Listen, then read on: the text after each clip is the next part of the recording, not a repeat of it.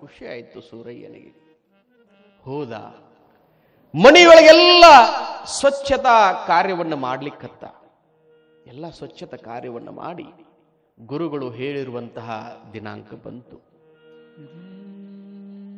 ಹೇಳಿದ್ರು ಗುರುಗಳು, ರಾತ್ರಿ ಸಮಯದೊಳಗೆ ಬರ್ತೇನೆ, ಪ್ರಾತಃ ಕಾಲದ 3 ಗಂಟೆಗೆ ನಿನಗೆ ಲಿಂಗ ದೀಕ್ಷೆಯನ್ನು ಕೊಡುವ ನಾನು ಅಂತ.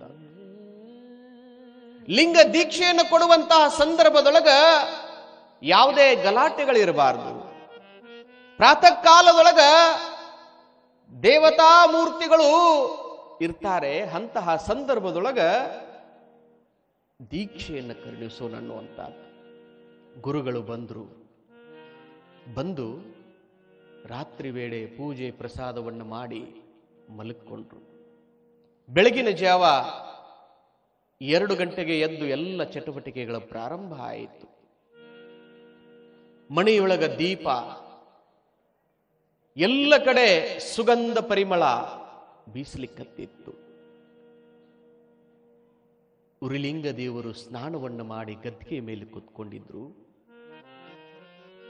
ದೀಕ್ಷಾರ್ಥಿಯಾಗಿರುವಂತಹ ಸೂರಯ್ಯ ಭಕ್ತ ಸ್ನಾನವನ್ನು ಮಾಡಿ ಮಡಿವಸ್ತ್ರವನ್ನು ಉಟ್ಟುಕೊಂಡು ಬಂದು ಗುರುವಿಗೆ ಸಾಷ್ಟಾಂಗವನ್ನು ಹಾಕಿದ.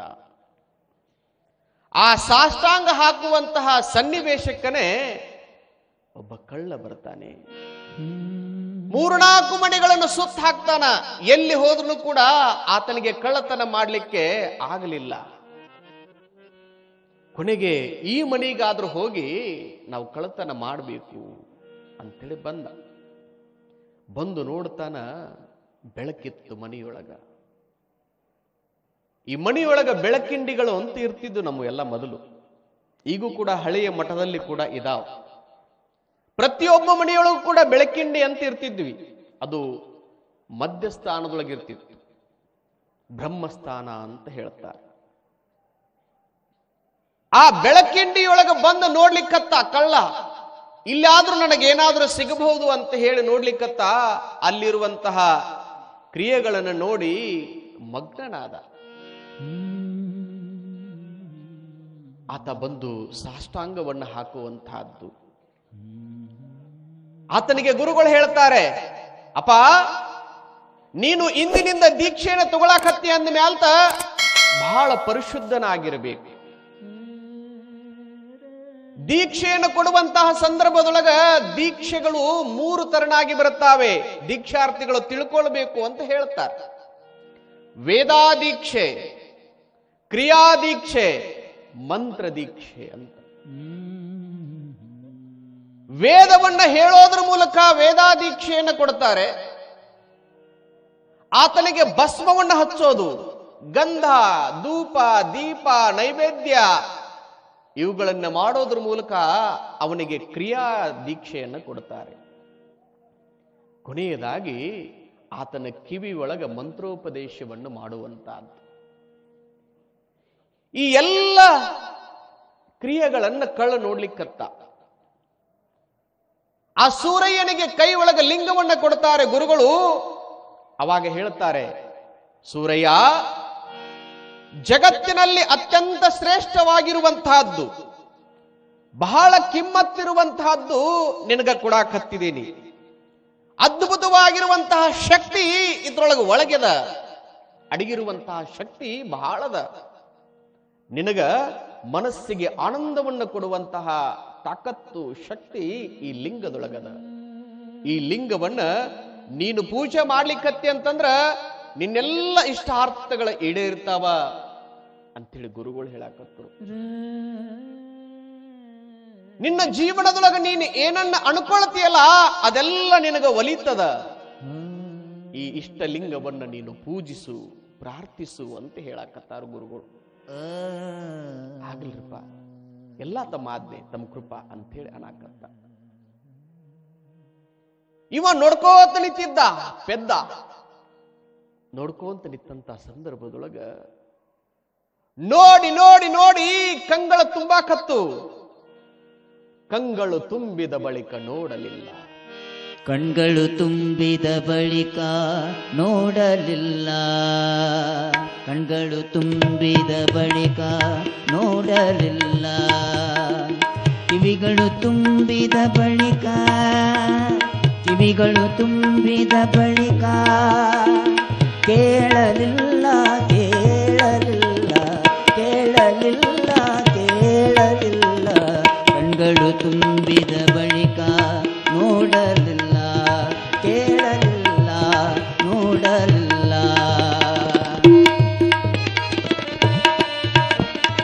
ಕಂಗಳು ತುಂಬಿದ ಬಳಿಕ ನೋಡಲಿಲ್ಲ.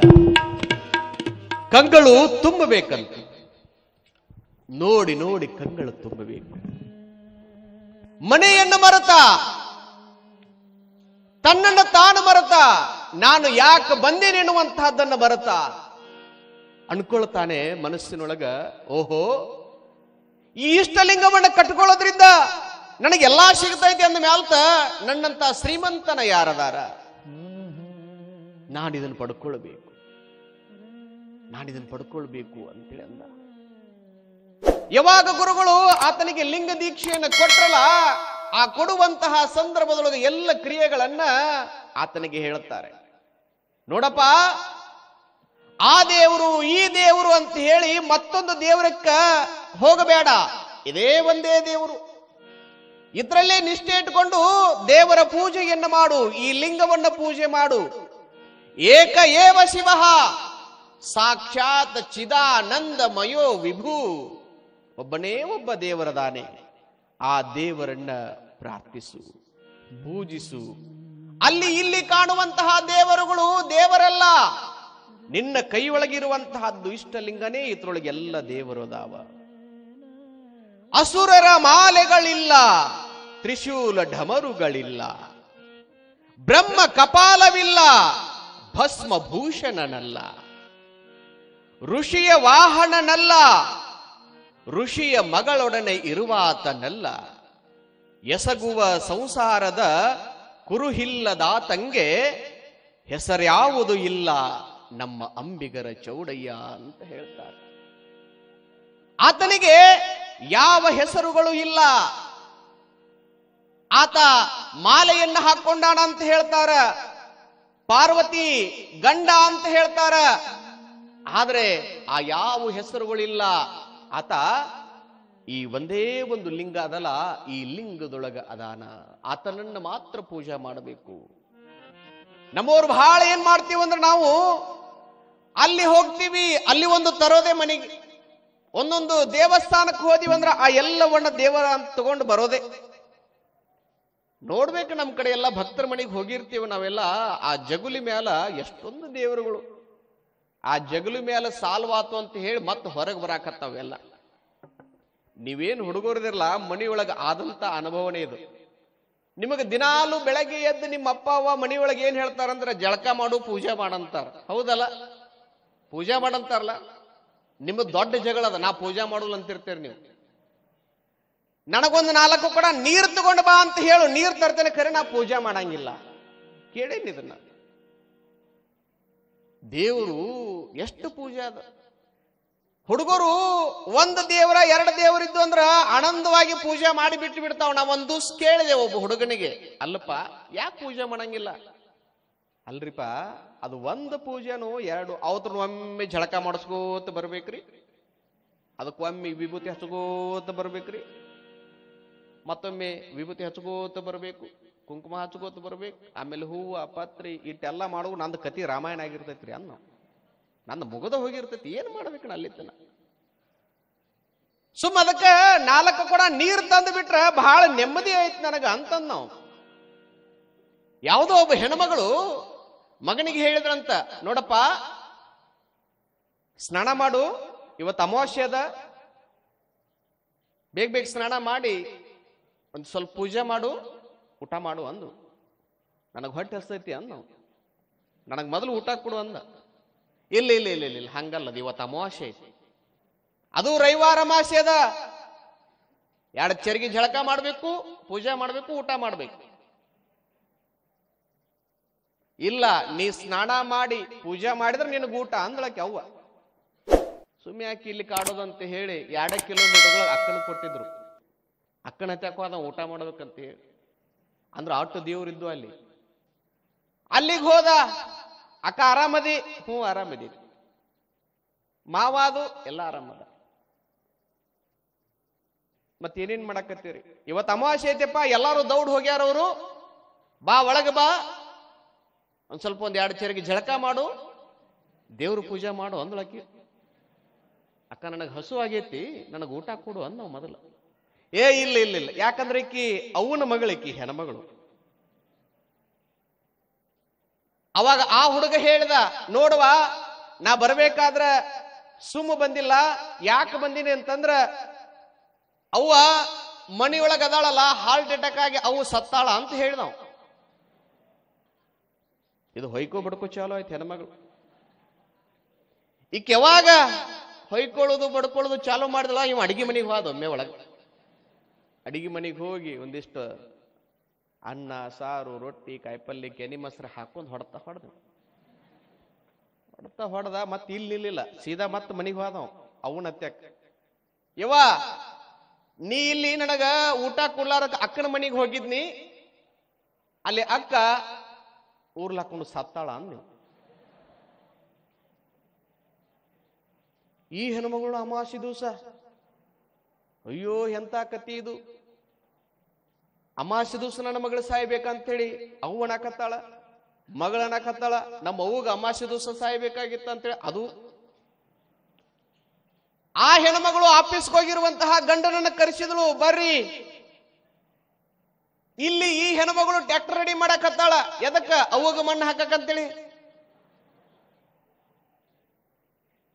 ಆ ಕಡೆ ಮಗಳಿದ್ದಕ್ಕೆ ಟ್ರ್ಯಾಕ್ಟರ್ ರೆಡಿ ಮಾಡಕತ್ತಾಳ. 2 ಟ್ರ್ಯಾಕ್ಟರ್ಗಳು ರೆಡಿ ಆದು. ಅವರಿಗೆ ಮಣ್ಣು ಹಾಕಕ್ಕಂತ ಇವರು, ಇವರಿಗೆ ಮಣ್ಣು ಹಾಕಕ್ಕಂತ ಅವರು.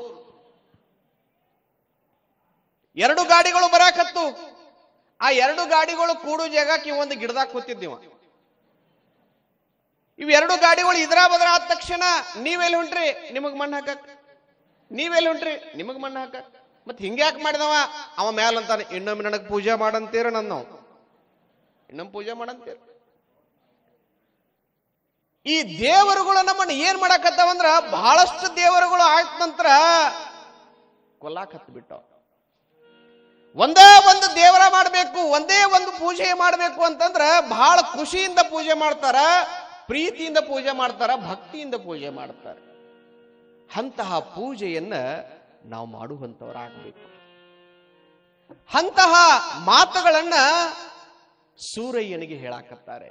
ಅಪ್ಪ, ಸದಾಕಾಲ ನೀನು ಪೂಜೆ ಮಾಡು, ನಿಷ್ಠೆಯಿಂದ ಪೂಜೆ ಮಾಡು. ನಿನಗೇನಾದ್ರೂ ಒಳ್ಳೆಯದು ಪ್ರಾಪ್ತಿಯಾಗಬೇಕಾಗಿತ್ತು ಅಂತಂದ್ರ ಇಷ್ಟಲಿಂಗಯ್ಯನನ್ನ ಸದಾಕಾಲ ನೋಡು, ಕಣ್ಣಲ್ಲಿ ಕಣ್ಣಿಟ್ಟು ನೋಡು. ಈ ಎಲ್ಲ ಮಾತುಗಳನ್ನ ಹೇಳಿರುವಂತಹ ಮಾತುಗಳನ್ನ ಆತ ಕೇಳ್ತಾನೆ.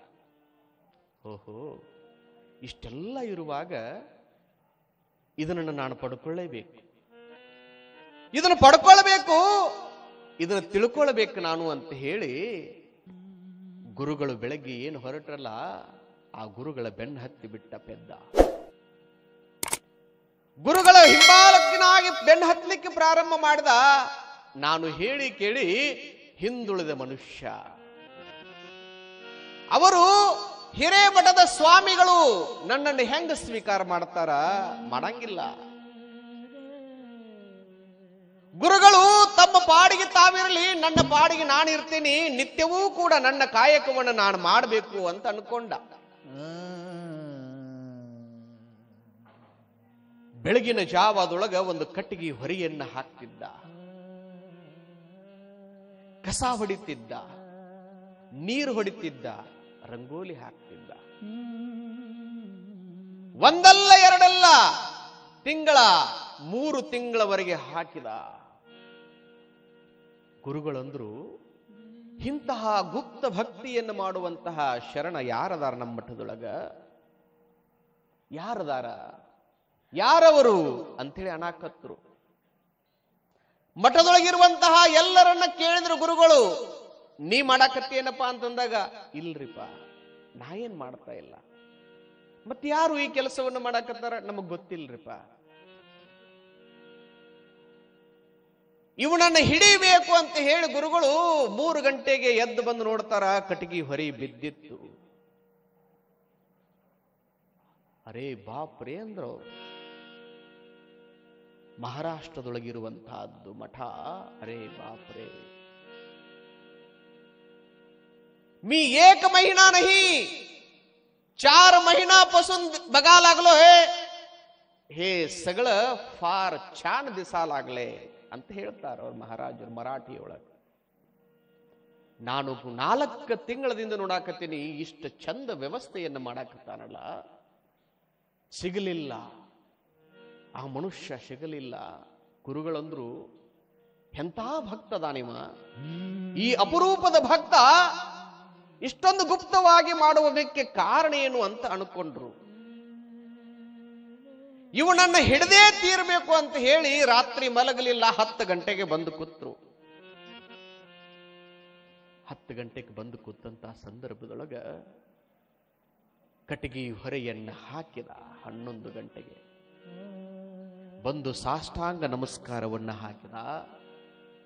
ಕಸ ಹೊಡೆದ, ನೀರು ಹೊಡೆದ, ರಂಗೋಲಿಯನ್ನ ಹಾಕಬೇಕು ಅನ್ನುವಷ್ಟೊಳಗನ ಗುರುಗಳು ಬಂದು ಕೈ ಗಪ್ಪನ ಹಿಡಿದು ಬಿಟ್ರು.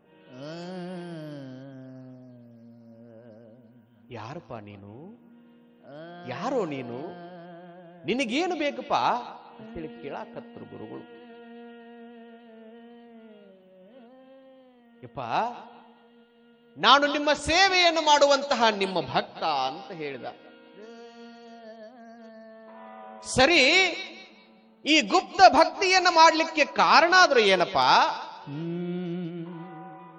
ಯಪ್ಪ, ನೀವೊಂದು 4-5 ತಿಂಗಳ ಹಿಂದಗಡೆ ನಾಂದೇಡಕ್ಕೆ ಬಂದಿದ್ರಿ.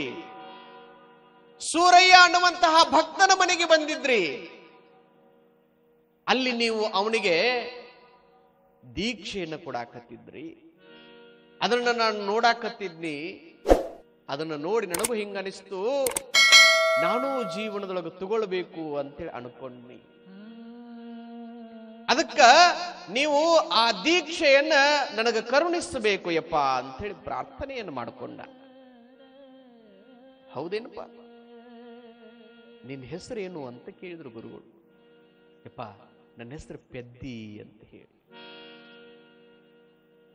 ಪೆದ್ದಿ ಅಂತಂದ್ರ ನಮ್ಮ ವೀರಶೈವ ಲಿಂಗಾಯತ ಪರಂಪರೆಯೊಳಗೆ ಬರುವಂತ ಹೆಸರಲ್ಲ. ಹಂಗಂದ್ರ ನಿಂದ ಯಾವುದು ಜಾತಿ ಅಂತ ಕೇಳಿದ್ರು. ಅವತ್ತಿನ ಕಾಲಕ್ಕೆ ಕೇಳುವಂತಹದ್ದು ಕೇಳಲೇಬೇಕಾಗಿತ್ತು. ಆದ್ರೆ ಇವತ್ತು ಕೇಳಲಿಕ್ಕೆ ಆಗೋದಿಲ್ಲ, ಕೇಳಲೂಬಾರದು. ಅವತ್ತಿನ ವ್ಯವಸ್ಥೆಗಳು ಹಾಗಿದ್ದು. ಅವತ್ತಿನ ವ್ಯವಸ್ಥೆಗಳಿಗೆ ಸ್ವಾಮಿಗಳು ಕೇಳಲಿಲ್ಲ ಅಂತಂದ್ರ ಬೇರೆ ಭಕ್ತರೆಲ್ಲ ಬಂದು ಗುರುಗಳ ಹತ್ಯಾಗ ಜಗಳವನ್ನು ತೆಗಿತಿದ್ರು. ಅವಾಗ ಅವ ಹೇಳ್ತಾನ, ಯಪ್ಪ, ಕಣ್ಣಿನ ಅಂಚಿನೊಳಗೆ ನೀರು ಬರ್ತಾವ.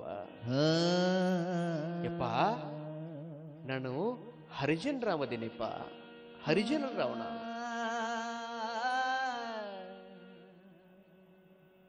ನಾನು ಹರಿಜನರಾಮದೇನಪ್ಪ, ನನಗೆ ಲಿಂಗ ದೀಕ್ಷೆಯನ್ನು ತಾವು ಕರುಣಿಸಬೇಕು ಯಪ್ಪ ಅಂತೇಳಂದ. ಅವಾಗ ಉರುಲಿಂಗ ದೇವರು ಹೇಳ್ತಾರೆ, ಅದು ಸಾಧ್ಯ ಇಲ್ಲಪ್ಪ, ನಿನಗೂ ಕೊಡಾಕ ಬರುದಿಲ್ಲ ಅಂತಂದ್ರು. ಯಾಕೆಪ್ಪ? ನಾನು ಲಿಂಗ ದೀಕ್ಷೆಯನ್ನು ತಗೊಳಕ ನನಗೆ ಯೋಗ್ಯ ಇಲ್ಲ ಏನು? ನಾನು ಅದಕ್ಕೆ ಅರ್ಹಲ್ಲಿಲ್ಲೇನು? ನಿನಗೇನಾದ್ರೂ ನಾನು ಅಕಸ್ಮಾತ್ ಲಿಂಗ ದೀಕ್ಷೆಯನ್ನು ಕೊಟ್ಟಿದ್ದೇ ಖರೆ ಆಗಿತ್ತು ಅಂದ್ರ ನನ್ನ ಮಠ ಬಿಟ್ಟು ಓಡಿಸ್ತಾರು.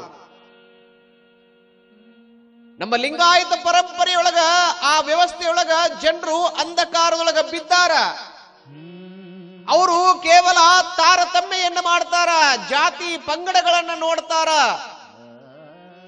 ಮನುಷ್ಯನೊಳಗಿರುವಂತಹ ಆಧ್ಯಾತ್ಮಿಕದ ಜ್ಯೋತಿಯನ್ನು ನೋಡಂಗಿಲ್ಲ, ಜ್ಞಾನದ ಜ್ಯೋತಿಯನ್ನು ನೋಡಂಗಿಲ್ಲ. ಅದಕ್ಕಾಗಿ ನಿನಗೆ ಕೊಡ್ಲಿಕ್ಕೆ ಬರುವುದಿಲ್ಲ. ಇವ ಅಂದ, ಯಪ್ಪ, ನಿಮಗ್ ಕೊಡಾಕ ಬರುದಿಲ್ಲ ಅಂದ್ರ ನಾನ್ ನಿಮ್ ಕಡೆ ತಗೊಂಡ ತೀರ್ತೀನಿ ಅಂದಿಮ. ನೀವೇ ನನಗ್ ಕೊಡಬೇಕು, ಲಿಂಗವನ್ನ ಕೊಡಲೇಬೇಕು ಅಂತೇಳಿ ಸುಮ್ಮನಾದ್ರು.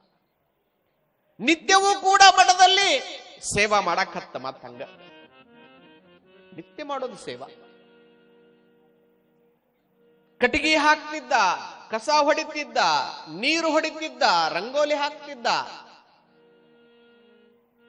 ಗುರುಗಳು ಯಾವಾಗ ಕೂತಾಗ ಗುರುದೇವ ಏನ್ಪಾ ಅಂತಿದ್ರು, ನನಗ ಲಿಂಗ. ಗುರುಗಳನ್ನ ಕೇಳೋದು ಒಟ್ನಲ್ಲಿ ಹಂಗ ಕೇಳ್ತಿದ್ದ. ಬರೇ 3-4 ತಿಂಗಳಾಯ್ತು. 3-4 ತಿಂಗಳಾದ್ರೂ ಕೂಡ ಗುರುಗಳು ಸುಮ್ಮನೆ ಇರ್ತಿದ್ರು. ಒಂದು ದಿವಸ ಮಠದ ಭಕ್ತರೊಂದಿಗೆ ಎಲ್ಲ ಜಾತ್ರೆಯ ಬಗ್ಗೆ ಮೀಟಿಂಗ್ ಮಾಡ್ಲಿಕ್ಕೆ ಹತ್ತಿದ್ರು ಮಠದೊಳಗೆ. ಅಪ್ಪವರು ಕೂಡ ಮಾಡ್ತಿರ್ತಾರಿಲ್ಲ. ಬಹಳ ಅದ್ಭುತವಾಗಿರುವಂತಹ ಸಾವಿರಾರು ಜನ, ಲಕ್ಷಾಂತರ ಜನರು ಬರುವಂತಹ ಸಂದರ್ಭದೊಳಗ ಆ ವ್ಯವಸ್ಥೆಗಳನ್ನು ನೋಡ್ಬೇಕು. ಆ ನೋಡುವಂತಹ ಸಂದರ್ಭದೊಳಗ ಇಲ್ಲಿ ಕೂಡ ಚರ್ಚೆ ನಡೀತಾ ಇತ್ತು. ಅದೇ ಸಂದರ್ಭಕ್ಕೆ ಮತ್ತೆ ಬಂದ. ಯಪ್ಪ ಅಂದ, ಏನಪ್ಪ? ಲಿಂಗ್ರಿ. ಯಾವಾಗ ಗುರುಗಳು ಹಿಂಗ ಕೂತಿದ್ರಲ್ಲ, ಗುರುಗಳ ಪಕ್ಕದೊಳಗೆ ಒಂದು ಸಣ್ಣ ಕಲ್ಲಿತ್ತು. ಸಣ್ಣ ಕಲ್ಲಿತ್ತಲ್ಲ, ಸಿಟ್ಟು ಬಂದಿತ್ತು ಗುರುಗಳಿಗೆ. ಗೇದಗಡೆ ಜಾ ಅಂತೇಳಿ ಒಗದ್ ಬಿಟ್ರ ಅವನ ಕಡೆ ಕಲ್ಲನ್ನು. ಆ ಒಗದಂತ ಕಲ್ಲನ್ನು ಹಿಂಗ ಹಿಡ್ಕೊಂಡ. ಓ ಗುರುಗಳು ನನಗೆ ಲಿಂಗ ಕೊಟ್ರು ಅಂತೇಳಿ ಸಂತೋಷ ಆಯ್ತು. ಸಂತೋಷ ಆಯ್ತು. ಈ ಗೇದಗಡೆ ಜಾ ಅಂತ ಏನಂದ್ರಲ್ಲ, ಇದ ಮಂತ್ರ ಅನ್ನವ. ಇದೇ ಮಂತ್ರ ಸಾಕು, ಗುರುವಿನ ಕರುಣೆ ನನಗಾಯ್ತು ಅಂತ ಹೇಳಿ ಹೋದ. ಆನಂದವಾಗಿ ಪೂಜೆ ಮಾಡಕತ್ತ. ಎಷ್ಟು ಮಟ್ಟಿಗೆ ಪೂಜೆಯನ್ನು ಮಾಡ್ಲಿಕ್ಕತ್ತ ಅಂತಂದ್ರ, ಆತನಿಗೆ ನಿದ್ರೆ ಬರಲಿಲ್ಲ, ಹಸಿವಾಗಲಿಲ್ಲ, ತೃಷೆಯಾಗಲಿಲ್ಲ. ಆನಂದವಾಗಿ ಆ ಕೊಟ್ಟಿರುವಂತಹ ಕಲ್ಲಿತ್ತಲ್ಲ, ಆ ನೋಡುವವರೇ ಕಲ್ಲು ಮಾತ್ರ ಅದು ಅವನ ದೃಷ್ಟಿಯೊಳಗ ಅದೇ ಲಿಂಗ, ಅದೇ ಲಿಂಗ ಆಗಿತ್ತು. ಗೇದಗಡೆ ಜಾ ಅಂತ ಹೇಳಿ ಅದಕ್ಕ ಪೂಜೆಯನ್ನು ಮಾಡುತ್ತಿದ್ದ. ವಿಭೂತಿಯನ್ನು ಹಚ್ತಿದ್ದ, ಗಂಧವನ್ನು ಹಚ್ತಿದ್ದ, ಅಕ್ಷತೆಯನ್ನ, ಪತ್ರಿ ಪುಷ್ಪಗಳನ್ನ ಬಹಳ ಭಕ್ತಿ ಭಾವದಿಂದ ಏರಿಸ್ತಿದ್ದ. ಎಂತ ಅದ್ಭುತವಾಗಿರುವಂತಹ ಪೂಜೆಯನ್ನು ಮಾಡ್ತಾ ಇದ್ದ ಅಂದ್ರ, ನಾನೇ ಲಿಂಗ, ಲಿಂಗವೇ ನಾನು, ಅಷ್ಟು ಮಟ್ಟಿಗೆ ಪೂಜೆಯನ್ನು ಮಾಡ್ಲಿಕ್ಕತ್ತ. ನೋಡಬೇಕು ನೋಡಬೇಕು ಮನವಲಿದು ಲಿಂಗ ಸಂಭ್ರಮವ, ಹಾಡಬೇಕು ಹಾಡಬೇಕು ಮನವಲಿದು ಲಿಂಗ ಸ್ತೋತ್ರವ, ಮಾಡಬೇಕು ಮಾಡಬೇಕು ಮನವಲಿದು ಲಿಂಗ ಪೂಜೆಯ, ನೋಡಬೇಕು ನೋಡಬೇಕು ಮನವಲಿದು ಲಿಂಗ ಸಂಭ್ರಮವ, ಹಾಡಬೇಕು ಹಾಡಬೇಕು ಹಾಡಬೇಕು ಹಾಡಬೇಕು ಮನವಲಿದು ಲಿಂಗ ಸ್ತೋತ್ರವ, ಮನವಲಿದು ಲಿಂಗ ಸ್ತೋತ್ರವ, ಮಾಡಬೇಕು ಮಾಡಬೇಕು ಮಾಡಬೇಕು ಮಾಡಬೇಕು ಮನವಲಿದು ಲಿಂಗ ಪೂಜೆಯ.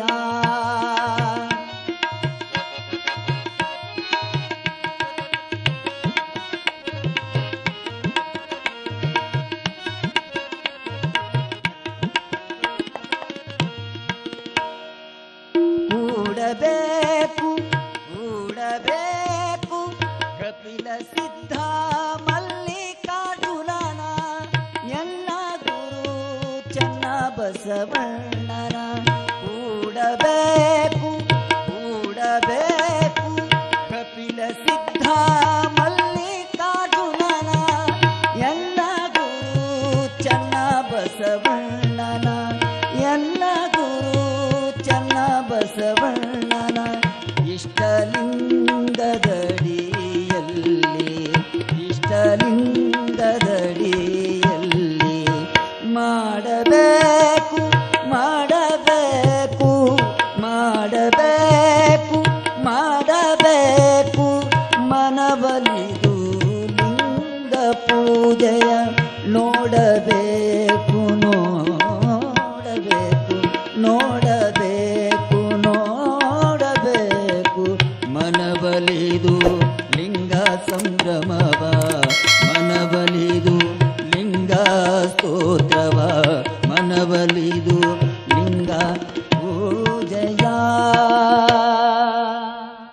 ಲಿಂಗ ಪೂಜೆ ಮಾಡಬೇಕು. ಆ ಲಿಂಗ ಪೂಜೆಯನ್ನ ನೋಡೋದೇ ಆನಂದ, ಅವುಗಳನ್ನ ಕಣ್ತುಂಬಿಕೊಳ್ಳೋದೇ ಆನಂದ. 4-5 ವರ್ಷಗಳಾಯ್ತು ತನ್ನ ಲೋಕದೊಳಗ ತಾಯಿರುತ್ತಿದ್ದ, ಸದಾಕಾಲ ನಿತ್ಯವೂ ಕೂಡ ಪೂಜೆ.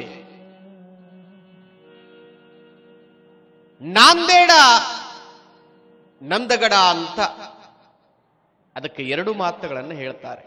ಆ ಪ್ರಾಂತ್ಯದ ರಾಜ ನಂದರಾಜ. ಅಲ್ಲಿ ಭೀಕರ ಬರಗಾಲ ಬರ್ತೈತಿ. ಬಂದಂತ ಸಂದರ್ಭದೊಳಗ ನೀರಿಗಾಗಿ ಹಾಹಾಕಾರ. ನೀರು ಇಲ್ಲ ಅಂತ ಹೇಳಿ ಪಶು ಪಕ್ಷಿಗಳು ಪ್ರಾಣಿಗಳು ಎಲ್ಲವೂ ಕೂಡ ಸಾಯ್ಲಿಕ್ಕತ್ತು. ರಾಜನ ಹತ್ರ ಹೋಗಿ ಅಳಲನ್ನ ತೋಡ್ಕೊಂಡ್ರು. ಪ್ರಭು, ನೀರಿಲ್ಲ, ನೀರಿಗಾಗಿ ಜನ ಹಂಬಲಿಸ್ತಾ ಇದ್ದಾರ, ಹಾತೊರಿತಾ ಇದ್ದಾರ, ಜನರ ಜೀವಗಳು ಹಾರಿ ಹೋಗ್ಲಿಕ್ಕತ್ತಿದಾವ. ಆ ಜನರಿಗಾಗಿ ನೀರನ್ನು ಕೊಡು, ನೀರನ್ನು ಕೊಡು, ನೀರು ಕೊಡು, ನೀರು ಕೊಡು ಅಂತಂದಾಗ, ಬೇಡಿದಾಗ ರಾಜ ಅಂದ, ನನ್ನ ಆಸ್ಥಾನದ ಪ್ರಜೆಗಳು ಸಾಯಬಾರದು, ಅವರು ಬದುಕಬೇಕು, ಅವರು ನಿತ್ಯವೂ ಕೂಡ ನಮ್ಮೊಡನೆ ಇರಬೇಕು, ಅವರಿಗಾಗಿ ನಾನು ಏನಾದರೂ ಮಾಡಲೇಬೇಕು ಅಂತೇಳಿ ಸಂಕಲ್ಪ ಮಾಡಿದ. ಎಲ್ಲ ಒಂದಿಷ್ಟು ಮಂತ್ರಿಗಳನ್ನ ಕರೆಸಿ ಮಾತಾಡಿದ. ತುರ್ತಾಗಿ ನಮ್ಮಲ್ಲಿ ಕೆರೆಯಾಗಬೇಕು, ನೀರಿಗಾಗಿ ಹಾಹಾಕಾರ ಪಡುವಂತಹ ಜನರಿಗೆ 1000-2000 ಜನಗಳನ್ನ ಕೂಡಿಸಿ ಆ ಕೆಲಸವನ್ನ ಮಾಡಲೇಬೇಕು ಅಂದ. ಕೆಲಸ ಆರಂಭ ಆಯಿತು. ಕೆರೆಯನ್ನ ಕಟ್ಟಲಿಕ್ಕೆ ಎಲ್ಲ ಕೆರೆಯನ್ನ ಹಡ್ತಾರ. ದೊಡ್ಡದಾಗಿರುವಂತಹ ಹಾಸುಗಲ್ಲು. ತಜ್ಞರು ಹೇಳ್ತಾರ, ಈ ಕಲ್ಲು ಒಡೆತು ಅಂತಂದ್ರ ಈ ಕಲ್ಲಿನ ಕೆಳಗ ಯಥೇಚ್ಛವಾದ ನೀರೈತಿ. ಆ ಕಲ್ಲು ಅಂದ್ರ ಕಬ್ಬಿಣದ ಬಂಡೆ ಆದಂಗಾಗಿತ್ತು. ಹೊಡಿಲಿಕ್ಕಾಗಲಿಲ್ಲ. ಬಹಳ ಬಹಳ ಬಹಳ ತ್ರಾಸ ಪಟ್ಟುಕೊಂಡು ಕೆಲಸ ಮಾಡಿದ್ರು ಕೂಡ ಹೊಡಿಲಿಲ್ಲ. ನಂದರಾಜನಿಗೆ ಗುರುಗಳು ನೆನಪಾದರು. ನನ್ನ ಗುರುವಿಗೆ ಆದರೂ ಕೂಡ ಈ ಮಾತುಗಳನ್ನ ಹೇಳಬೇಕು ಅಂತ ಹೇಳಿ ಗುರುವಿನನ್ನ ಪ್ರಾರ್ಥನೆ ಮಾಡಿದ. ಗುರುವಿನ ಸನ್ನಿಧಾನಕ್ಕೆ ಹೋಗಿ ನಮಸ್ಕಾರ ಮಾಡಿದ ನಂದರಾಜ. ಇಪ್ಪ, ನಮ್ಮ ಆಸ್ಥಾನದೊಳಗ ಬಹಳ ಭೀಕರದ ಬರಗಾಲ ನಮ್ಮ ಪ್ರಾಂತ್ಯಕ್ಕೆ. ಜನರು ಸಾಯ್ಲಿಕ್ಕತ್ತಾರ. ಪ್ರಾಣಿ ಪಶು ಪಕ್ಷಿಗಳಂತ ಏನದಾವಲ್ಲ ಎಲ್ಲವೂ ಕೂಡ ಜೀವ ಬಿಡಾಕತ್ತಾವ. ಜೀವ ಜಲ ಇಲ್ಲ ಅಂದ ಮ್ಯಾಲ್ತ ಯಾರು ಬದುಕಲಿಕ್ಕೆ ಸಾಧ್ಯ ಆಗ್ತದ?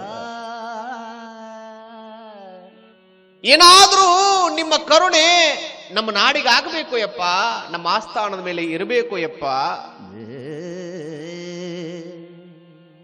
ಅವಾಗ ಗುರುಗಳಂತಾರೆ, ಹೌದಪ್ಪ. ಅವಾಗ ವಿಚಾರ ಮಾಡ್ತಾರೆ, ಪೆದ್ದಿ ಎನ್ನುವಂತಹ ಬಹಳ ನಿಷ್ಠೆಯಿಂದ ಸೇವೆಯನ್ನು ಮಾಡುವಂತಹ ನಮ್ಮ ಶಿಷ್ಯ ಸಮಾಜಕ್ಕ ಈಗ ಆತನನ್ನ ಪರಿಚಯ ಮಾಡಿಸಬೇಕು. ಬಹಳ ಜನ ಜಾತಿಯ ಭ್ರಮೆಯೊಳಗ ಬಿದ್ದಾರಲ್ಲ, ಆ ಜಾತಿಯ ಭ್ರಮೆಯೊಳಗ ಬಿದ್ದಂತಹ ಜನರಿಗೆ ಇಂತಹ ಭಕ್ತನನ್ನ ಪರಿಚಯಿಸಬೇಕು ಅಂತ ಹೇಳಿ ಹಂಚಿಕೆಯನ್ನ ಮಾಡಿ ವಿಚಾರ ಮಾಡಿದರು.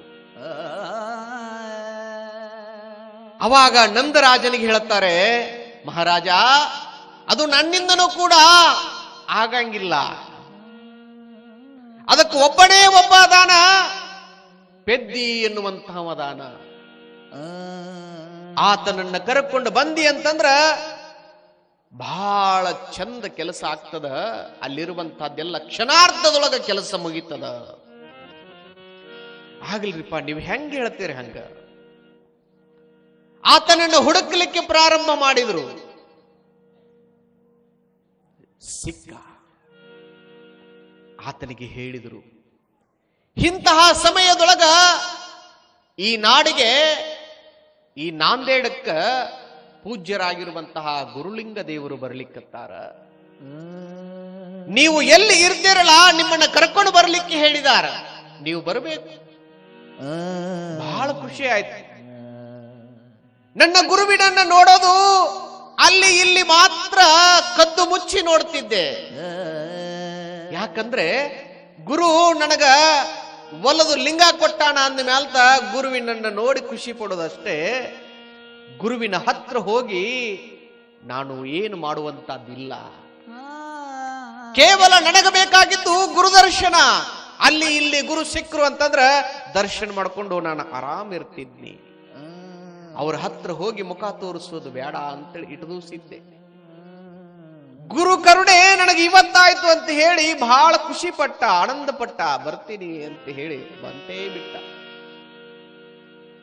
ಪೂಜ್ಯ ಗುರುಗಳಾಗಿರುವಂತಹ ಗುರುಲಿಂಗ ದೇವರು ಕೂಡ ಬಂದ್ರು. ಒಂದು ಕಡೆ ಪೆದ್ದಿ ಗುರುವಿನ ಪಾದ ಪೂಜೆಯನ್ನು ಮಾಡ್ತಾನೆ. ಯಪ್ಪ, ನಿಮ್ಮ ಕೃಪಾ ಆಶೀರ್ವಾದ ನನಗೆ ಬೇಕು ಅಂತಂದಾಗ, ಆಗ್ಲಿಪ್ಪ ಹೋಗು, ಈ ನಾಡಿಗೆ ನೀರಿಲ್ಲ, ಆ ನೀರನ್ನು ಒದಗಿಸುವಂತಹ ಕಾರ್ಯವನ್ನು ನೀನ್ ಮಾಡು. ಈ ಹಾಸು ಬಂಡೆಗಲ್ಲ ಏನೈತಲ್ಲ, ಇದರ ಕೆಳದೊಳಗ ಯಥೇಚ್ಛವಾಗಿರುವಂತಹ ನೀರು, ಆ ನೀರನ್ನ ಜನರಿಗೆ ಒದಗಿಸುವಂತಹ ಕಾರ್ಯ ನಿನ್ನಿಂದ ಆಗಲಿ. ಗುರುವಿನ ಪಾದ ಪೂಜೆಯನ್ನು ಮಾಡಿ ನಮಸ್ಕಾರವನ್ನು ಮಾಡಿ ಹೋಗ್ತಾನೆ. ಆ ಸಂದರ್ಭದೊಳಗ ಸಾವಿರಾರು ಜನ ನೆರೆದಿದ್ರು. ಏನು ಗುರುವಿನಿಂದ ನೀರು ಬರ್ತದನೋ, ಏನು ಶಿಷ್ಯನಿಂದ ನೀರು ಬರ್ತದನೋ ಅಂತ ಹೇಳಿ ನೋಡ್ಲಿಕ್ಕೆ ಬಂದಿದ್ರು. ಬಹಳ ಜನ ಭಕ್ತರು ಬರ್ತಾರ. ಕೆಲವೊಂದು ಅನುಷ್ಠಾನ ಕುಂತಾಗ ಬರ್ತಿರ್ತಾರ. ನಮ್ಮ ಕಡೆ ಭಾಗದೊಳಗೆಲ್ಲ ಕೆಲವರು ಅನುಷ್ಠಾನಗಳನ್ನು ಮಾಡ್ತಾರ, ಅವರೆಲ್ಲ ಪ್ಯಾಕ್ ಮಾಡ್ಕೊಂಡು ಕೂತಿರ್ತಾರ. ಅಥವಾ ಭಕ್ತರು ಕೆಲವರು ಭಕ್ತಿಯಿಂದ ಬರ್ತಿರ್ತಾರ. ಇನ್ನು ಕೆಲವರು ಹೆಂಗ್ ಬರ್ತಾರಂದ್ರ ಸ್ವಾಮಿಗಳು ಬದುಕ್ಯಾರೋ ಸತ್ತಾರೋ ಅಂತ ನೋಡಾಕ ಬರ್ತಿರ್ತಾರ. ಇದು ಇವತ್ತು ಇದ್ರು, ಹಿಂದೂ ಇದ್ರು, ಇನ್ನು ಮುಂದೆ ಇರ್ತಾರ ಅನ್ನುವಂಥದ್ದು. ಎಲ್ಲಾ ಭಕ್ತರು ಬಂದ್ರು. ಬಂದಂತ ಸಂದರ್ಭದೊಳಗ ಕೊರಳಲ್ಲಿ ಕಟ್ಟಿಕೊಂಡಿರುವಂತಹ ಅವನ ದೃಷ್ಟಿಯೊಳಗ ಅದು ಲಿಂಗ. ಅದನ್ನ ತೆಗೆದ ಗುರುವಿನನ್ನ ಸ್ಮರಣೆ ಮಾಡಿಕೊಂಡ. ಅಲ್ಲಿ ಆ ಕಲ್ಲಿನ ಹತ್ರ ಬಂದು ಆ ಕೈಯೊಳಗಿರುವಂತಹ ಲಿಂಗ, ಆತನ ದೃಷ್ಟಿಯೊಳಗ ಅದು ಲಿಂಗ, ಅದು ಕಲ್ಲ ತಗೊಂಡು ಹಿಂಗ ವರಿತಾನೆ. ಜಾ ದಗಡೆ ಜಾ ಅಂತ ಹೇಳಿ ವರದ. ಒಂದು ಕ್ಷಣಾರ್ಧದೊಳಗ ಅಲ್ಲಿರುವಂತಹ ಕಲ್ಲೆಲ್ಲ ಫಳ ಫಳ ಫಳ ಅಂತ ಉದುರಿ ನೀರು ಚಿಮ್ಮಲಿಕ್ಕೆ ಪ್ರಾರಂಭ ಆಯಿತು. ಯಥೇಚ್ಛವಾಗಿರುವಂತಹ ನೀರು, ಗುರುವಿನ ಕರುಣೆ, ಗುರುವಿನ ಕೃಪಾ ಅಲ್ಲಿ ಒಲಿತು ಅಂತ ಹೇಳಿ ಅಂದ. ಇಲ್ಲಿ ಗಮನಿಸಬೇಕು ನಾವು, ಗುರು ಗೇ ದಗಡೆ ಜಾ ಅಂತೇಳಿ ಕೊಟ್ಟಿದ್ರು, ಅದು ಅವನಿಗೆ ಮಂತ್ರ ಆಗಿತ್ತು. ಆದ್ರೆ ಅವ ಹೇಳ್ತಾನಲ್ಲಿ ಜಾ ದಗಡೆ ಜಾ ಅಂತ, ಅದನ್ನು ಉಲ್ಟಾ ಹೇಳಿದವ.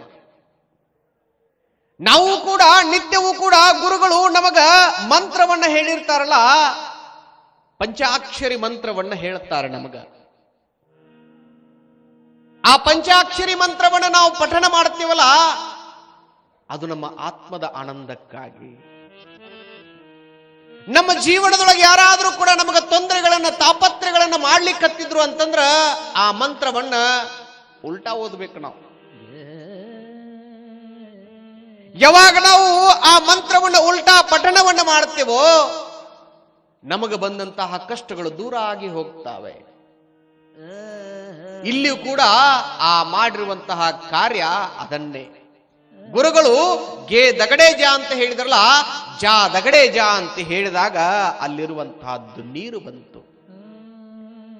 ಇವತ್ತಿಗೂ ಕೂಡ ಆ ನಾಂದೇಡದೊಳಗ ಆ ಕೆರೆ ಅದ. ಅಂತಹ ಪೆದ್ದಿ ಅವಾಗ ನಾಡಿಗೆಲ್ಲ ಆಶ್ಚರ್ಯ ಆಯಿತು. ಎಂಥ ಅದ್ಭುತವಾಗಿರುವಂತಹ ಯೋಗಿ, ಶಿವಯೋಗಿ ಈತ, ಬಹಳ ದೊಡ್ಡ ಆತ ಅಂತ ಹೇಳಾಕತ್ರು. ಯಾವಾಗ ಈ ಮಾತನ್ನು ಹೇಳಿದಾಗ ಗುರುಗಳಂದ್ರು, ಇನ್ನು ತಡಿಬಾರ್ದು, ಇನ್ನು ತಡೆದ್ರ ನನಗ ನಾನೇ ವಂಚನೆ ಮಾಡಿಕೊಂಡಂಗಂತ ಹೇಳಿ ಉರಿಲಿಂಗ ದೇವರು ತಮ್ಮ ಮಠದ ಅಧಿಕಾರವನ್ನ ಆ ಪೆದ್ದನಾಗಿರುವಂತಹ ಉರಿಲಿಂಗ ಪೆದ್ದಿ ಎನ್ನುವಂತಹ ನಾಮವನ್ನು ಕೊಟ್ಟು ಆತನಿಗೆ ಮಠದ ಅಧಿಕಾರವನ್ನು ಕೊಡ್ತಾರನ್ನುವಂತಹದ್ದು ಇತಿಹಾಸ. ಅಂತಹ ಶರಣ ಮಠವನ್ನು ನೋಡಿ ಮುಂದೆ ಕಲ್ಯಾಣಕ್ಕೆ ಹೋಗ್ತಾರೆ ಅನ್ನುವಂತಹದ್ದನ್ನು ಕೂಡ ಈ ಸಂದರ್ಭದಲ್ಲಿ ಹೇಳಿ